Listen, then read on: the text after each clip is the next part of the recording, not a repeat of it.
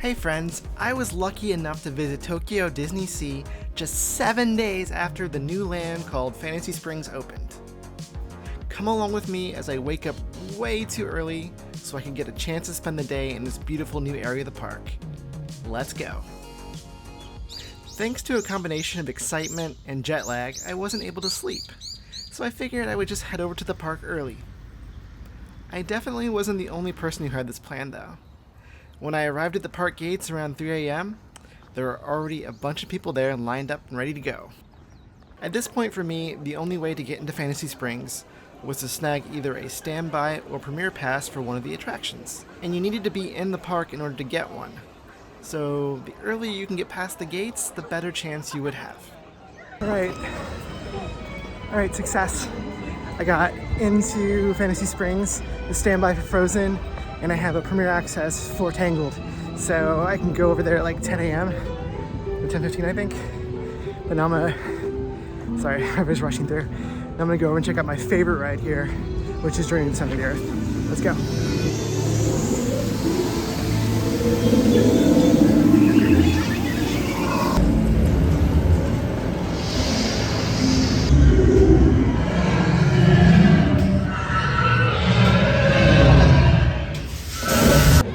Quick little breakfast at Mama Biscotti's.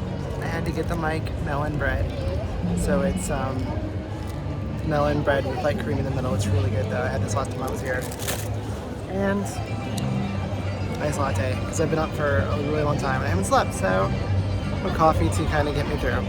Cheers.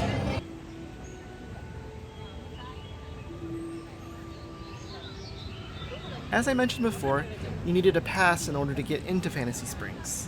People staying at the new Fantasy Springs hotels, or those who had booked a vacation package, had special privileges. But for anyone else, you needed to have a time pass for one of the 4 attractions. Even if you weren't able to get a pass, you could still go and see the character springs at the entrance to the land. These entrance springs included characters from the 4 new attractions: Tangled,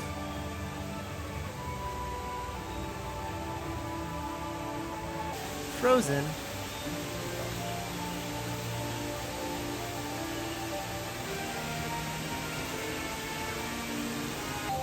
and Peter Pan and Tinkerbell.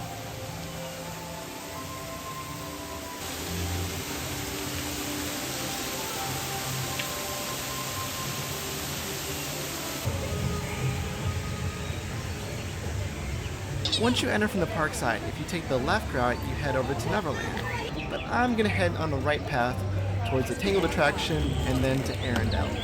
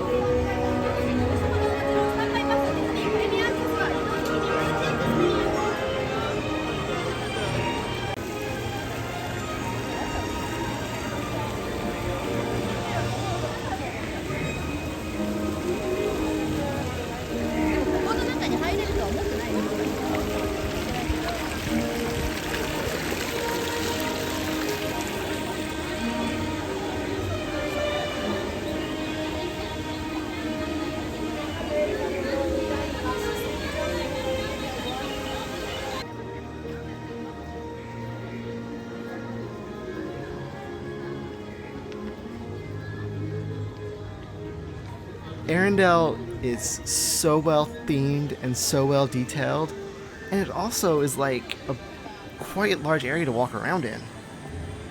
There's so many details and Easter eggs and other like secrets hidden throughout.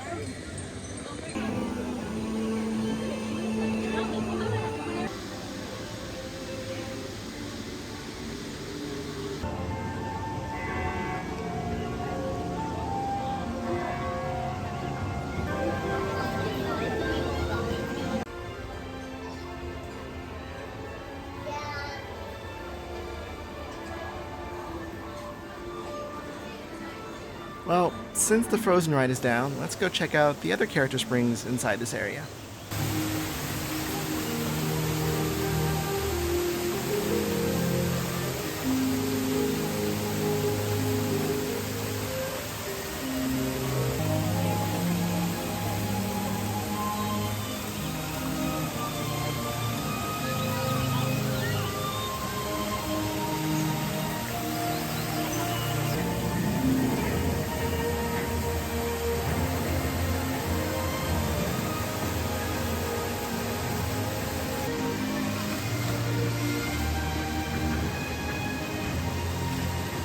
The Sorcerer Mickey Spring is easily my favorite.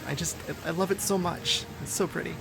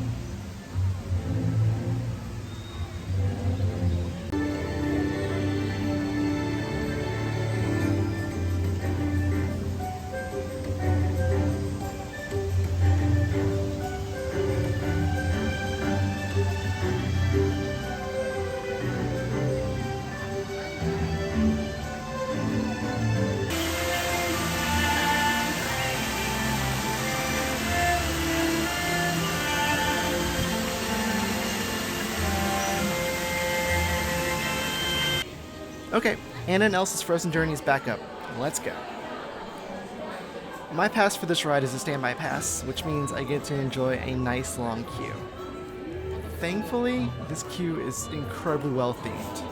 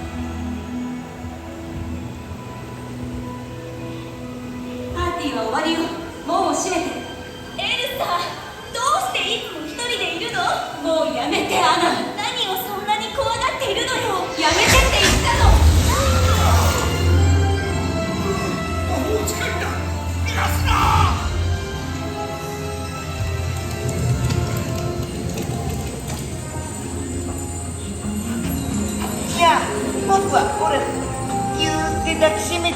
オラフ？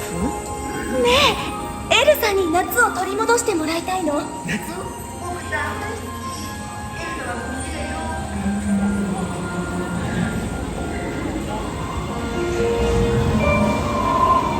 降り始めた雪は足跡を消して真っ白な世界に一人の私、風が心にささやくの、このままじゃダメなんだと冷たい血を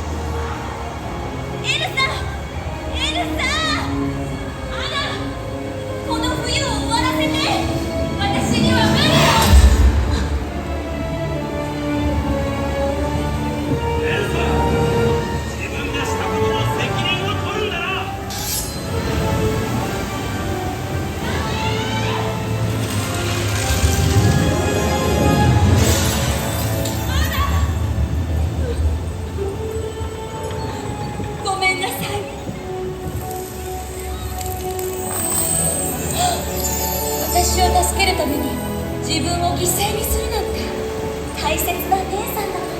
真実の愛が凍りついた心を溶かしたんだよ。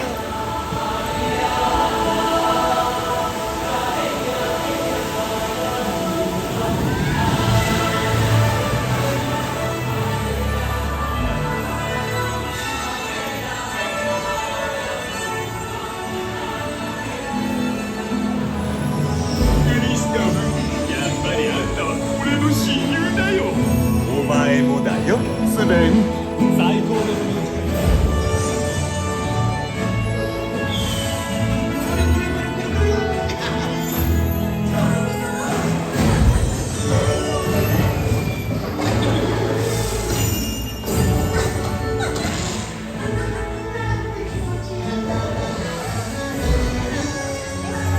そうだ、みんなが僕みたいな雪だるまを作ったら世界中に僕の兄弟ができるってことだよね。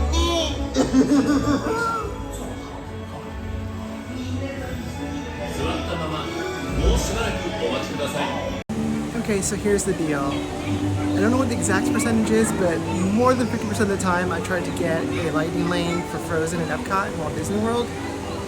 The ride goes down and they give you a crappy replacement Fast Pass lightning lane for whatever.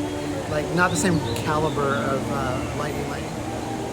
So, same thing happens here. I had a standby pass for Frozen.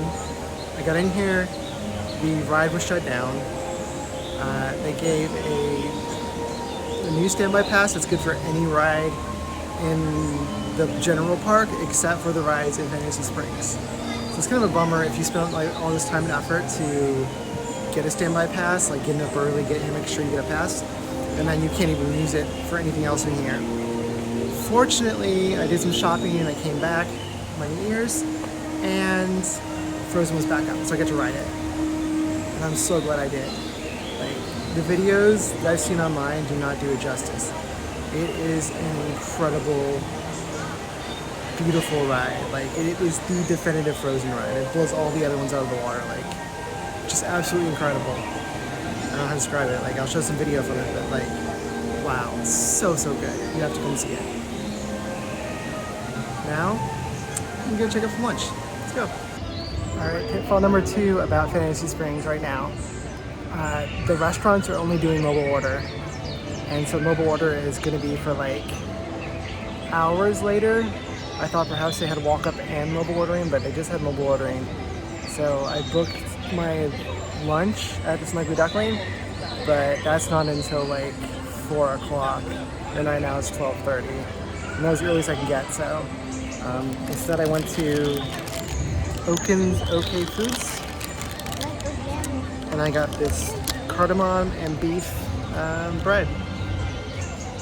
I know TDR Explorer didn't like this, but I might give it a try, see how it is. And so honestly, it's actually pretty good. I'm actually enjoying this. This is, I mean, it's got some, it's like jelly in there, like cranberry sauce, but it's not cranberry. There's chunks of beef and lots of spices, but it's pretty good. I like it. Well done, Oaken. Yoo-hoo indeed.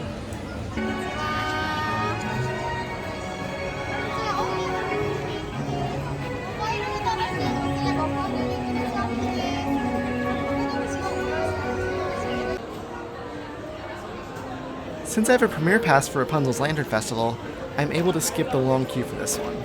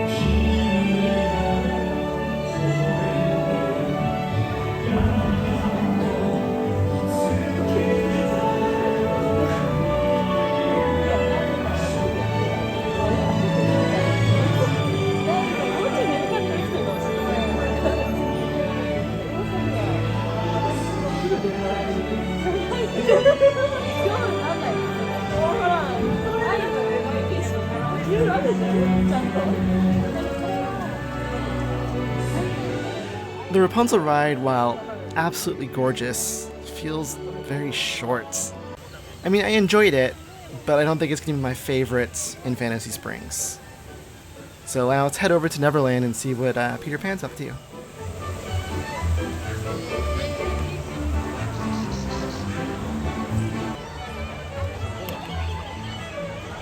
This area, like Arendelle, is also quite large and is super well themed.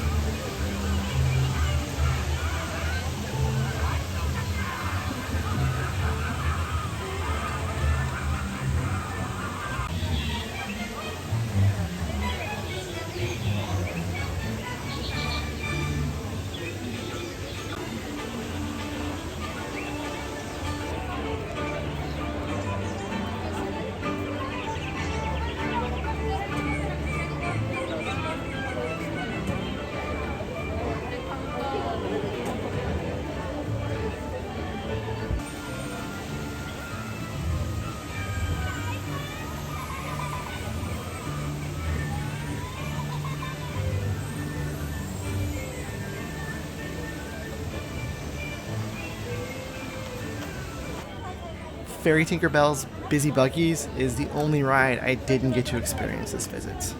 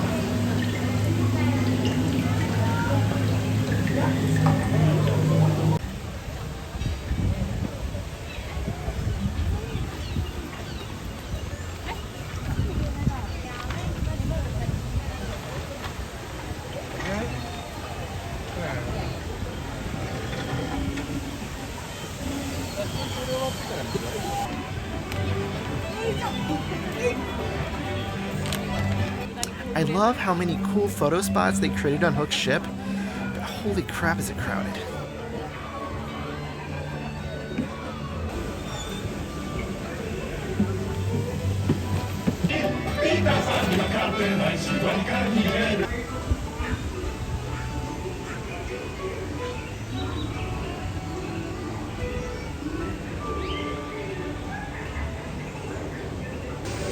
Alright, it's science time. I got the roast beef popcorn. It smells like roast beef. It's gonna be strange. No hands.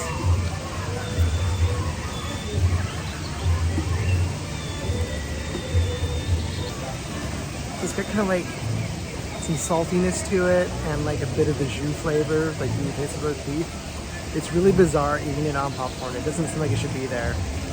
It's okay. I wouldn't say it's my favorite, and it's gonna be hard to eat this whole thing of it, but for science, right? That's what I'm here for. Okay, we're gonna do a little bit of time traveling here. On my second day at Disney Sea, I was lucky enough to snag a standby pass for Peter Pan's Neverland Adventure. Now, since this attraction is in 3D, I didn't film the ride itself, but let's take a look at the queue and a bit of the pre-show.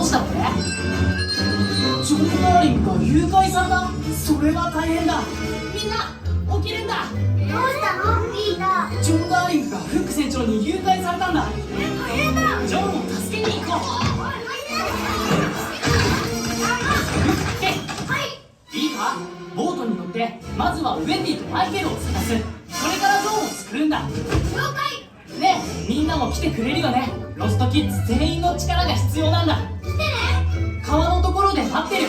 イカベル、行くぞ。僕に向かえ。対策手伝いに行くぞ。待ってくれよ。 So stay in your seat and keep your hands, arms, feet, and legs inside the boat. Hey, she looks familiar. This ride is probably my favorite in Fantasy Springs. It's immersive and so much fun. It combines a trackless ride with huge 3D projection screens and a lot of practical set dressings. Okay, back to day one. It's finally time for lunch. Come on, let's check out the Snuggly Duckling. I had to mobile order my meal, so once I get inside, I'll have to pick it up at the counter and then go find a seat.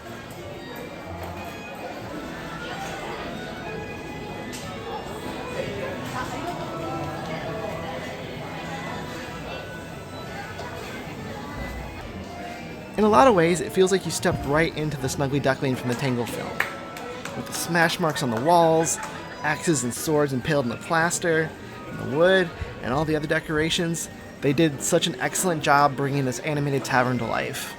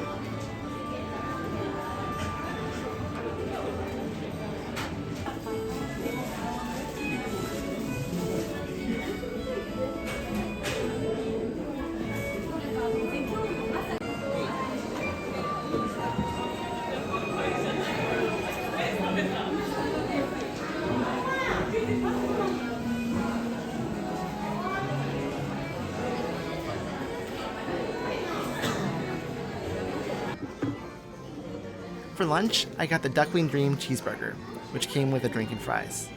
I also got the Sweet Ever After dessert and Rapunzel's magical milk tea.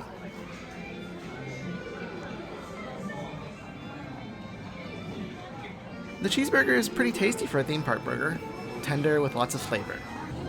The milk tea is my favorite, creamy with the tangy tapiocas. The dessert with the frying pan is, for me, not great. It's a bit chewy and flavorless, to be honest. With the dessert, though, I was able to purchase the souvenir plate for 650 yen. And with the milk tea, I purchased the tumbler set for 1400 yen. Danny is a big Tangle fan, so I made sure to get those for her.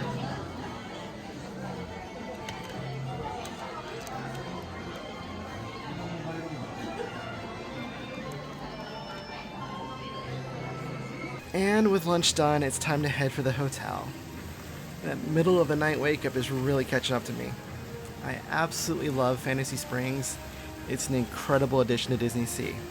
And I can't wait to come back and bring Danny with me.